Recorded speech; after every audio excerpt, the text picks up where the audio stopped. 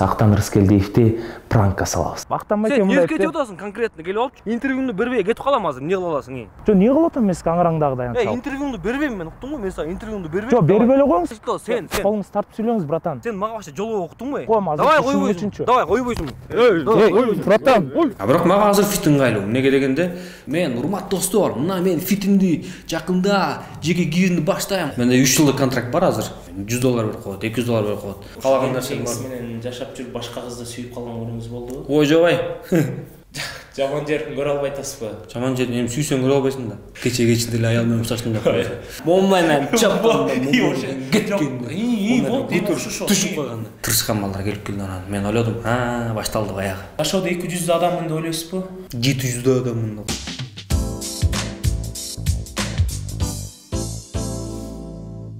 Ассаламу алейкум достор, бул эки сөз долбоору. Бүгүн эки сөз долбооруна Актан Рыскелдиев конокко келет. Ошондуктан биз Актан Рыскелдиевди пранкка салабыз. Андыктан кеттик достор. Пранк кандай болот экенин көрөбүз азыр.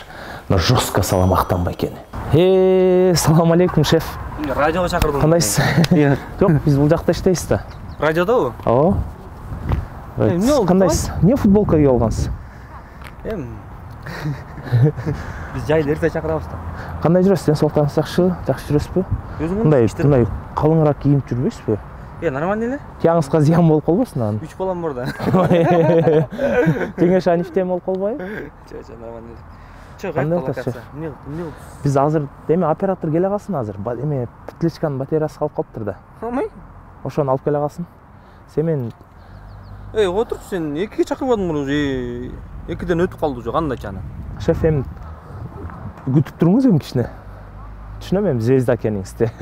Эми сизди баары эметет эми. Звезда деле эмесмин, бирок мындай эме болуш керек да, эмне деп койчу эле? Недосягаемый жылдыз болуп атпайсызбы сиз азырчы? Туурабы? Канчадан келет ал?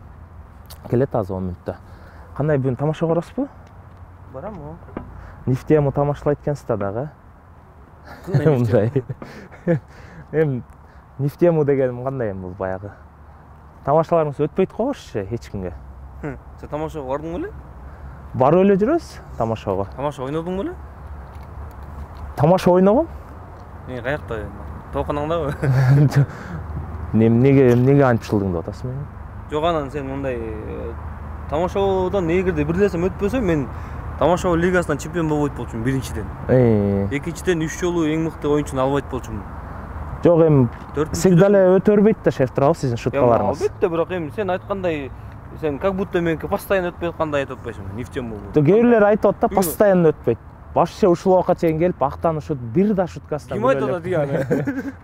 Айтышат да көбү шеф. Коямы? Негизи мындай. Сен бүгүн тамашага бар, андан көрө ошол жактан көр да. Шутканы мындай алмаштырып, тияк-бияк кылбайсызбы, бирдеке кылып? Мындай өспөйсүзбү дегеним да. Мындай жок, өсүп атасыз, базар жок. Актан Рыскелдиевден атыңыз бар. Эми мээңизди өстүрбөйсүзбү?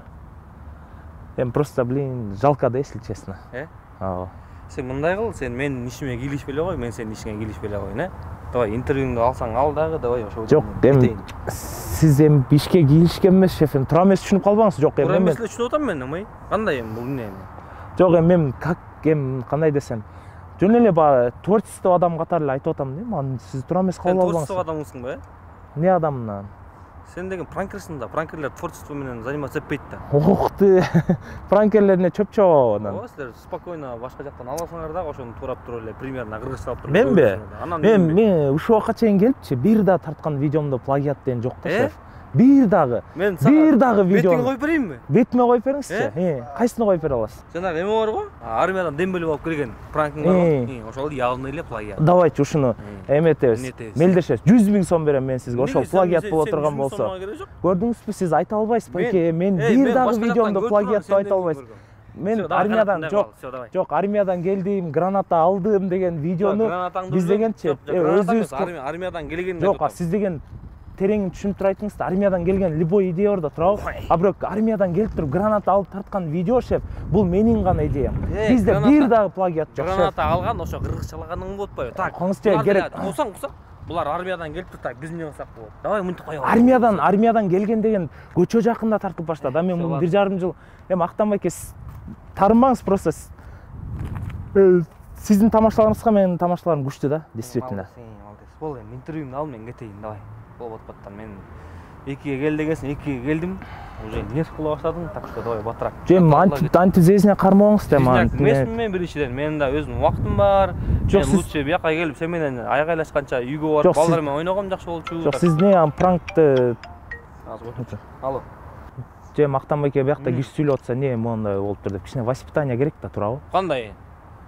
Жок, кандай мен жакшынакай эле чакырып эле айтып атам, мен шуткаларыңыз действительно өтпөй атат дейм да, туурабы? Жок, ал теманы уже. Жок, канча жыл болду тамашада жүргөнүңүз? Ал теманы жерге көмүп салчы, пожалуйста, хорошо? Ал теманы, башка теманы сүйлөчү. Жок, сиз эле айтып атпайсыз, пранк бул творчество эмес. Пранк эмнеге творчество эмес? Сен мага жакпайт, бир да пранктың жакпайт, Элдин кызырын кайнаккан пранктар сенкичи. И постоянно сен келип алып, именно той-пойлордон боло, именно мага сайласың постоянно. Келип алып ана өткөндө дагы тетиги закрытый показ тенең брайн. Келип алып мени Актанбайга туттуңуз, азыр сиз менен сүйлөшөм деп туруп анан аягында жок, керегиңиз жок. Бул эмне деген эме мен? Бул эмне деген тема? Жок, эми ал тамашада турабы. Кандай тамаша? Ушундай да тамаша болмок белең. Пранкер болсоң өзүңө пранкерсиң сен энең. Уктуңбу? Жок, эми сиз антип сүйлөбөңүз. Кандайча антип сүйлөбөңүз?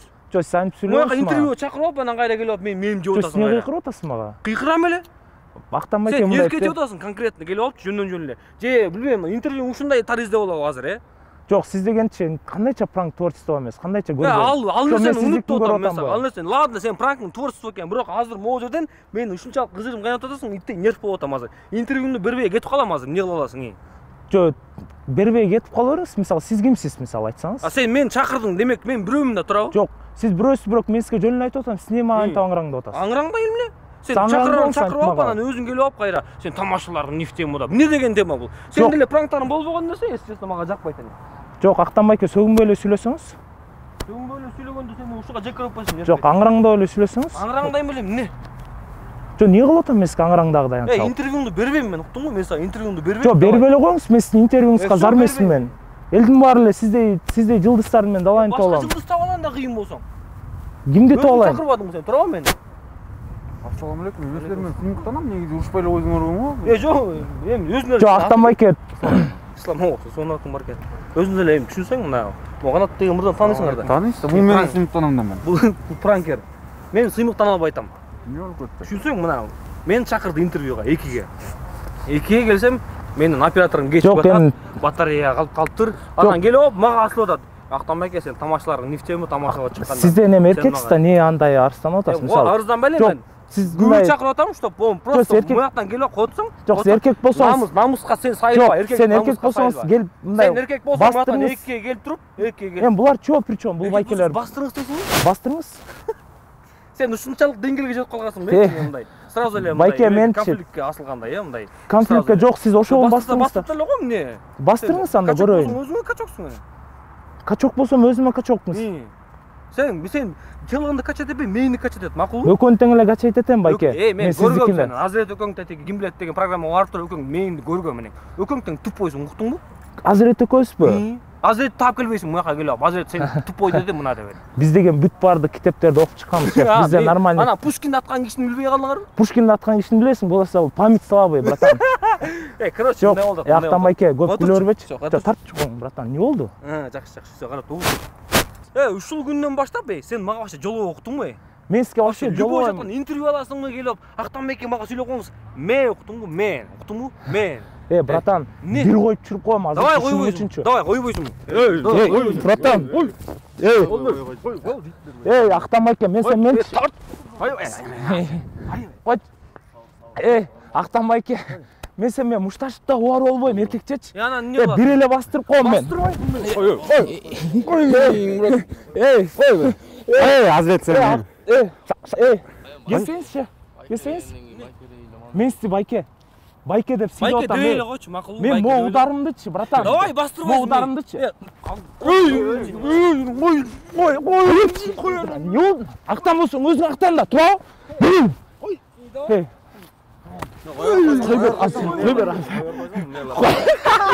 Жигиттер, бул тамаша, жигиттер, бул тамаша. Бул тамаша, братан. Тияктан камера тартып атсыз. Камера тартып атты, тамаша. Жо, эмне ойлоп кеттиңер?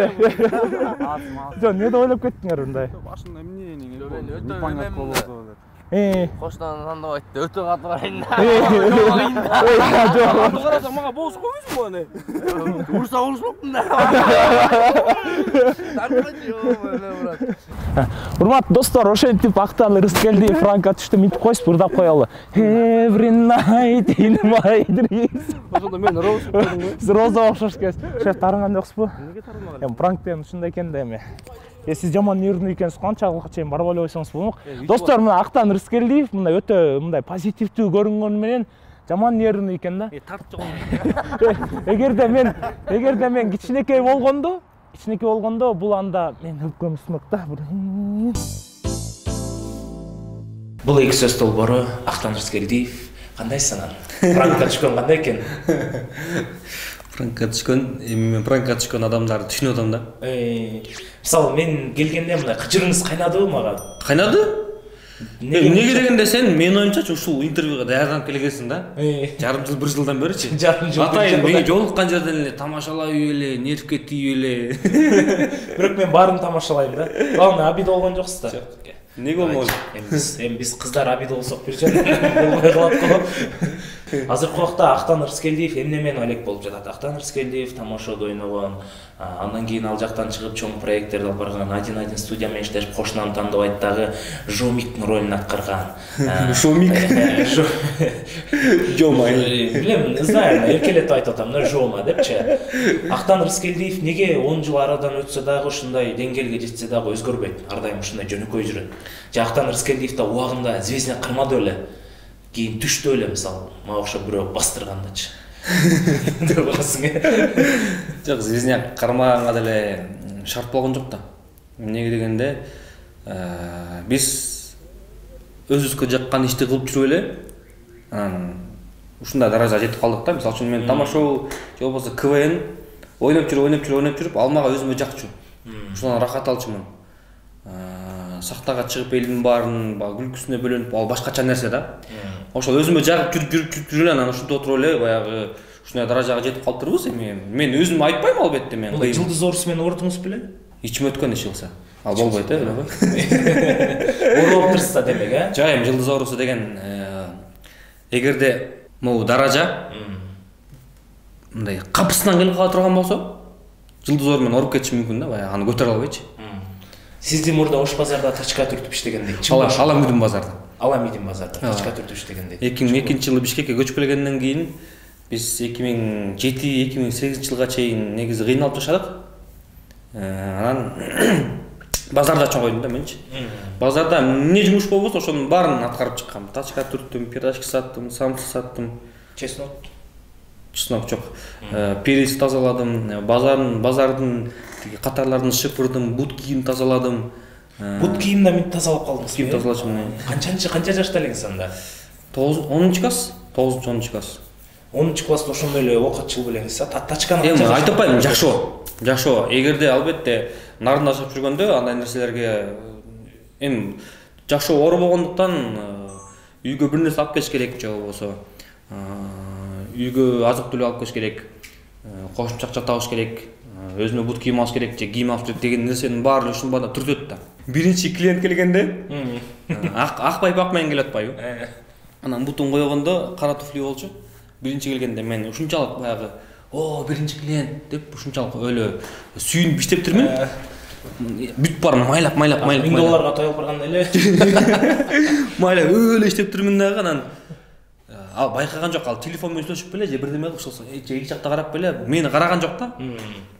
Бүткөндөн кийин байке 20 сом дедим, 20 сом берди да кетип калды. Бирок мен эсимде ошо ак байпагын баарын капкара кылып майлап салгам да. Анан жанында отурган байке өтүк эметчү, эмне деп койчу эле, өтүк жасачу. Бут кийим оңдочу. Ошол байке айтып атпайбы, "Эй, тиги байкең азыр кайра келбесе болду азыр. Сен ак байпагын баарын капкара кылып салдың" деп. Ошондо кесиптештериңизди эстей аласызбы? Эми жолуксам эстейм. Аламидин барганда сен бул жакта иштеп. Жок, алар өзгөргөн. Азыр Аламидден эч кимди эле тааныбайт. Бир-эки байке таанышы мүмкүн баягы. Эски ошол убактарда сода алгандарчы. Анан ошол тачка тартып жүрүп, перец сарчып жүрүп, бут сүрүп жүрүп, анан тамашоого кандай келип калдыңыз? Негизи мен нарында жүргөндө эле баягы КВНге кызыкчумун. Нарында ар кандай иш-чаралар болобу, майрамдар болобу, күз майрам, 8 март, 23 февраль, дагы эмне майрамдар бар эле. Ошол ушунун баарына эле катышып чистушка айтып ырдап бийлеп анан КВН болсо КВНге чыгып эле жүрчүмүн. Анан Бишкекке келип ошол базарда иштеп жүргөндө албетте анын баары кичине солгундап калган. Эмнеге дегенде мектепте деле кыйрат окуган жокмун, жалаң орустар менен окугам. Орус класста. Орусча билесизби? Добрый вечер. Добрый день. Аривидерчи эмес, э? Продолжай. Негизи орусча сүйлөсө мени бар таң калат, сиз орусча сүйлөп билеңиз, сиз орусча билесизби депчи. Эмнеге дегенде мен Инстаграмда ар дайым посттар кыргызча жазам да. Ар дайым ар бир долбоордо кыргызча тартылам. Тойлордо кыргызча алып барам. Анан кээде орусча сүйлөп койсом таң калышат. Но у меня русский отличный, между гана прочим. Ошентип кызыгып жүрдүм сахнага. Сахнага кызыгып жүрдүм, ырдаган жакшы көрчүмүн. Кызыгып жүрдүм. Анан искусство институтуна тапшыргандан кийин эле ошол жактан башталды. Баягы факультеттер арасында КВН ойноп, иши ошон башталып кеткен. Бизди практикага тети кантка жиберип киршолк, ал жактан дагы бир КВН команда чогултуп алды. Канча жыл ойнодуңуз негизи? Көп жыл ойнодуңуз. Ошол убакта мисалы тамашадан акча тапчу эмессиздер да. Анан ким ошол убакта эмнеде иштечү элеңиз? Тамашада ойноп, анан эмне жумуш кылчу элеңиз? Ошондо эле тачка түрчү элеңиз. Жок, үтүкчү болуп иштедим мен. Үтүкчү. Кадимки эле үтүк деп. Эле биринчи тааный баштаганда кайсыл жылдар болду? Мынча тамашада. Тамашанын 5-сезону. Тамашада актанго деп, Анткени биз 3-сезондо 2 ойун ойнодук, 4-сезондо бир 4-5 ойнодук, анан 5-сезондон кийин тааный башташты да. Молар жана жашыл кийимчен болсун карай депчи, жашыл кийимчен. Бул негизи ушу чыгармачылык жагынан эми азыркы убакта баягы алдыга кетип, мисалы өзүңүздүн сфераңыз менен пикке жеттиңиз десем деле болот да. Бирок мындай финансовый жагынан мисалы өзүңүзгө бир үй салып же машина алып ушундай нерселер турдубу чыгармачылык менен акча жагынан? Азырынча жок, азырынча ошолго келип атабыз Кудай буйрса, акырынан чогултуп дегенде. Эми азыр баягы турмушуң эшеги араба дегендей элдин баары эле кыйналып аткан маал. Анан элдер ойлошот биз баягы экранга чыгып жаркырап жүрсөк, булар бай да, булардын колунда бар да депчи. Анан мен айдаганым мисалы үчүн фит машина, анан элдин баары айтышат. Актан сен деген Камри айнабайсың, сен деген Lexus айнабайсың, сен деген ошондой даражадасың да депчи. Бирок мага азыр фит ыңгайлуу. Эмнеге дегенде көп ичпейт, каалаган жериме жетип келет. Мага андай комфорттун кереги жок, эң башкысы. Кийин бай болуп кетсеңиз деле албайт экенсиз да. Бай болуп кетсем деле ошол фит менен жүрө беришим мүмкүн. Эмнеге дегенде мага жагат. Жана русская литературада Плюшкин деген сыяктуу. Сиз ошондой инсан турбайсыз. Көрсө сиз бай элесиз негизичи. Сиздер деле туура ойлоп атасыздар. Актан Рыскелдиев бай.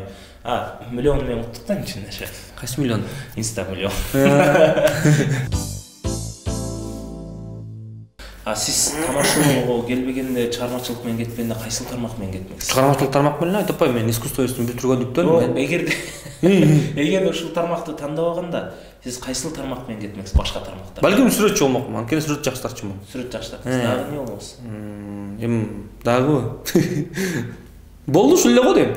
Давайте анда биз азыр Актан Рыскелдиевке задание беребиз, азыр биздин сүрөтүбүз тартат. Кимдин сүрөтүн тартайын? Менин сүрөтүмдү? Артта карап турган.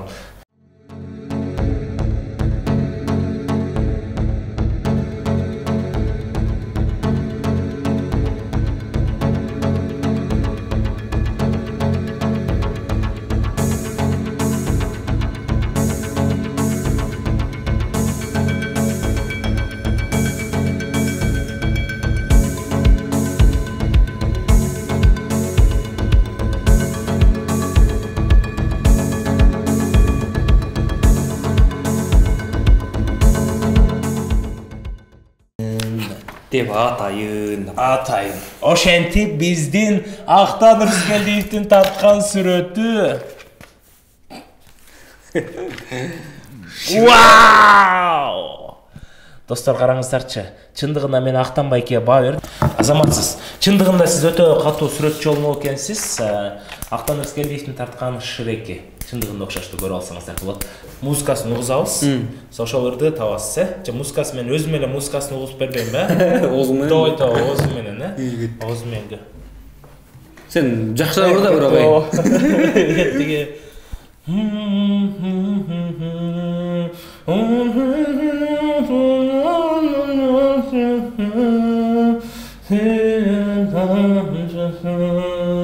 Сүйүү тамчысы Султан Сыдыралиев. Азаматсыз, кол берип коюңуз.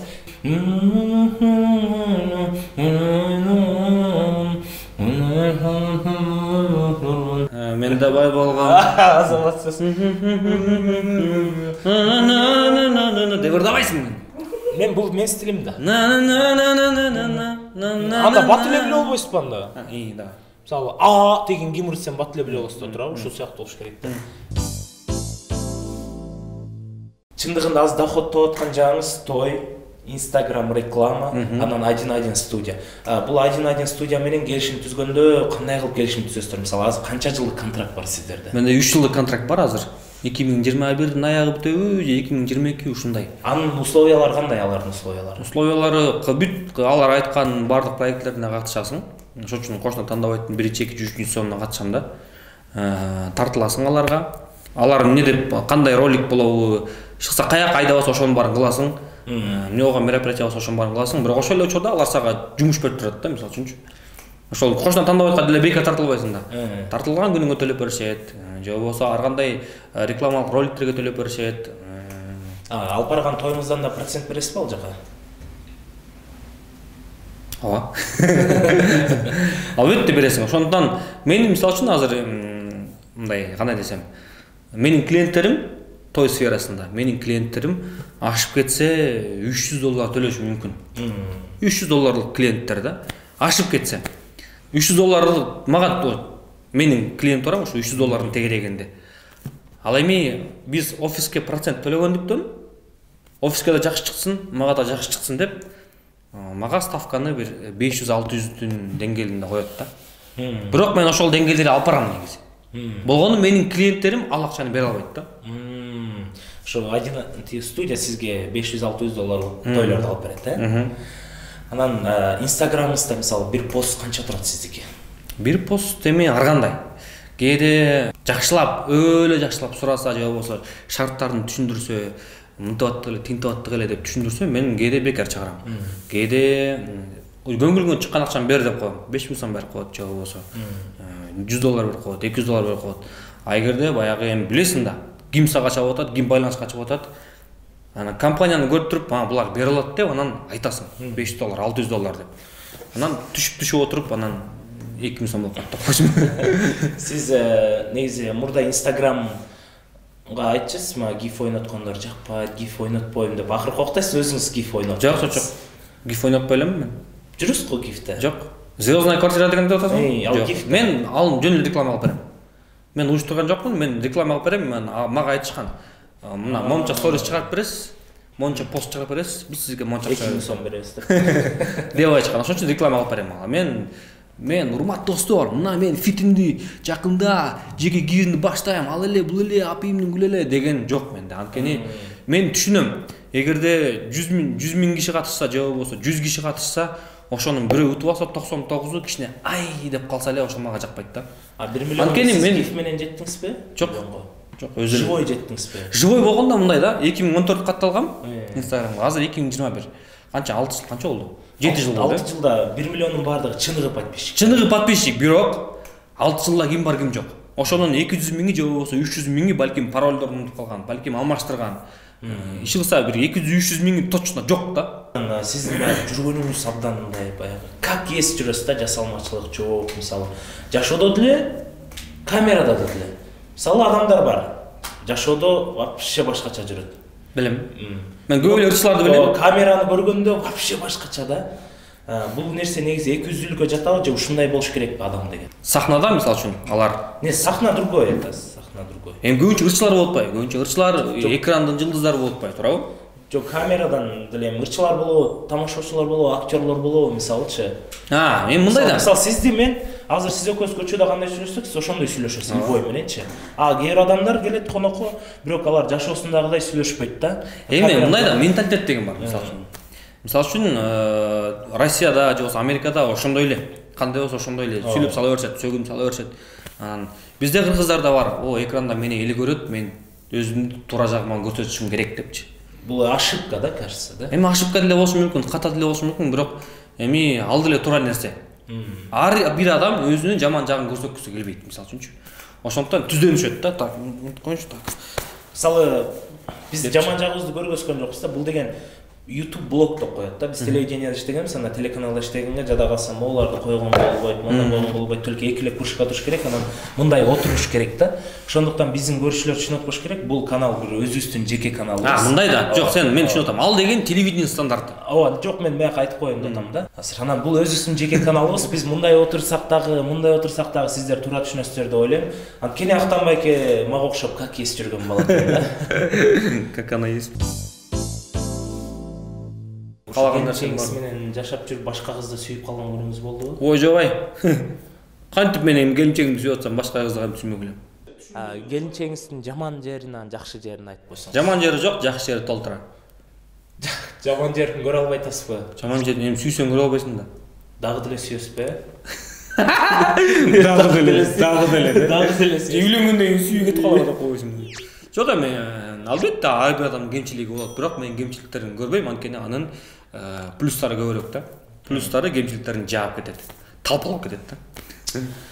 Азыркы убакта сиз эмне кылып жатасыз? Азыркы убакта Туз эфир деген жакшынакай долбоордун үстүндө иштеп атабыз. Туз эфир? Туз эфир эмес, эми туздалган эфир да. Ал жанагы кадимки эле ток-шоу форматында өзүң көрсөң керек, Элемнейтте бир ошондой ток-шоу бар болчу. Ток-шоу элин баарын чакырып алып, анан ар кандай темаларга жөн эле төрүй берчүбүз да. Ошондой теманын ток-шоуну какыштаган долбоор да. Негизи жана пранкка салып атканда байкадым, мындай кичине баягы мушташка жакыныраак экенсиз да. Анан акыркы убакта кайсы убакта мушташтыңыз эле? Жок, мен көптөн бери мушташ элекмин, бирок 2 айдан бери мушташ элексиз. Кече эле аял менен мушташтым деп. Жок, тамаша учурунда 5-сезон менен 6-сезондо мен Шумкар Алтынбек үчөөбүз Цумдун алдына мушташканбыз бир балдар менен. Үчөөбүз. Шумкар кандай, жакшы эле мушташты беле? Албетте. Алтынбек экөө торпедада. Төөлө койду эле. Кимдер токмоктоду эле, кимдер? Сиздер токмок жапкансыздар беле? Биз наоборот. Эми токмок, эми ал менен мактанбайм албетте. Болгону ошондой ситуация болуп калды дагы, анан Алтынбекке 2-3 бала келип алып, жөн эле келип алып эле, баягы катырылып эле. Анан Шумкар келип алып, Алтынбекке келип алып, сөздөн сөз чыгып кетип эле, анан мушташып кеткенбиз. Ушу ким токмоктоду эле? Биз токмоктогонбуз. Сиз токмоктодуңузбу? Жок, мен эмес, биз. Шумкар менен Алтынбек токмоктосо, демек биз да. Сиз хотя бы мындай минт чабып калдыңыз беле? Мындай жоңго. Жок, Шумкар өзү сонун айтып берет. Эмнеге дегенде, баягы мени Шумкар менен Алтынбек байкеси катары көрдү дагы, анан Актан байке туруп туруңузчу деп туруп, анан экөө барып бурташып атпайбы. А мен эмнеге турмак элем? Экөөдүн сумкалары мага карматып койгон. Бияка чыгып туруп, "Эмнең турбайын?" урган бойдо барып анан табыллашып жатып калды ошо ойлончу. Төрт жакка качты. Эсиңизде жокпу кимди урганыңыз, Эсимде бар. Кандай урдуңуз эле? Мага эсте отурмак элем. Момунайнан чаппан. Вот, эми окшошот. Түшүп калганда. Шумкар лизинка ойнап иштаган Алтынбек мойнтукка тепкенде деп айтпаш керек беле? Вот эми туура болду да. Сиздин ударыңыз кайсынысы болуп калды? Меники тиги лежачий не бьют деп коет го, бирок меники бьют да деп койдум. Казакстанга таанымалмын деп ойлойсузбу? Жок. Бирок көрөрмандарыбыз бар. Бир-экөө болсо дагы көрөрмандарыбыз бар. Москва беле. Москва экен. Москвага учуп атабыз. Мен, Чыңгыз, Жаныш үчөөбүз беле, кичи эсте жок, аэропорттабыз, Алматынын аэропортунда. Анан 2-3 бала келди, казак балдар да, мен көрүп атам 2-3 бала келип. Келген эле мындай эле. Тырышкан балдар келип келди, анан мен ойлодум, башталды баягы. Башталды манакей. Азыр калч-кулч болобуз, тарс-турс болобуз. Дедим дагы, анан жок, алар спокойно басып келип туруп эле, мен жаныма келип туруп, сен деген жана жайдарманчысың да деп. Кадыкыдай таанып туруп эле сүрөккө чыгып кетип калганда таң калгам да. Казак балдар келип алып, мен сүрөккө чыгып. Бирок ал убакта биз жайдарманда чейрек финалга чейин беле, же жарым финалга чейин ойнап койгонбуз да. Актан байке, сиз айта кетсеңиз, жашоодо 200 адаммын деп ойлойсузбу? 700 адаммын деп коюшум. Жок, мен 200 адаммын деп ким? 200 адам болгон күндө деле ал өзүнүн мойнуна албайт да, 200-дүмүн депчи. Анткени аны элдер четтен көрүшү мүмкүн 200 экенин, өзүнө билинбеши мүмкүн. Чыныгы эркек кандай болуш керек? Чыныгы эркек сөзүнө туруш керек. Чыныгы эркек айткан убадаларын аткарыш керек. Чыныгы эркек ата-энесин сыйлаш керек. Балдарына, келинчегине күйүмдүү болуш керек. Алардын көзүнөн айланып туруш керек. сөзүндө туруш керек деп айттым. Сиз чыныгы эркекмин деп ойлойсузбу өзүңүздү? Эгерде 10го чейин шкала болсо, 10го чейин шкала 8 деп коеюнчу. 8, ошондо эки кемчилигиңиз кайсы кемчилиги? Ар бир адам өзүнүн бир жаман кемчилиги болот. Меники да бар, сиздики бар. Сиздин жаман кемчилигиңиз? Мен кээде өзүмдүн досторум менен же болбосо жалгыздык менен көп баягы убакыт өткөргөндө каалап, анан үйдөн кетип калып эле, анан шылтоо таап эле мен азыр жумуштамын деп жүрө берген жайым бар да. Бирок албетте убагында кайра эсиме келип, анан кайра үй бүлөмө келип жыргап алардын көңүлүн алам. Бирок өкүнөсүң баары делечи. Ушунун ордуна азыр балдарым менен жатсам болмок, билем ушунун ордуна. Кемчилигиңиз ошондо сырт жакка кетип калганыңыз. Сырт жакка баягы той-пойлордон кийин балдар менен отуруп анан убактыңызды туура эмес коротуп. Туура эмес коротуп. Сиздин кемчилигиңиз. Анан жалкоолугум. Эмнеге сиз жалкоомун деп ойлойсуз? Эч качан тынбайсыз да? Жок, мен жалкоомун. Мечтает так, как будто тебе никто никогда не говорил эту ужасную фразу. Мечты не сбываются. Это вранье. Твои мечты, они сбудутся, если они твои. Если ты веришь, если ты действуешь. Мындайда. Эмне токтотуп койдуңуз? Исламда, мисалы үчүн исламда.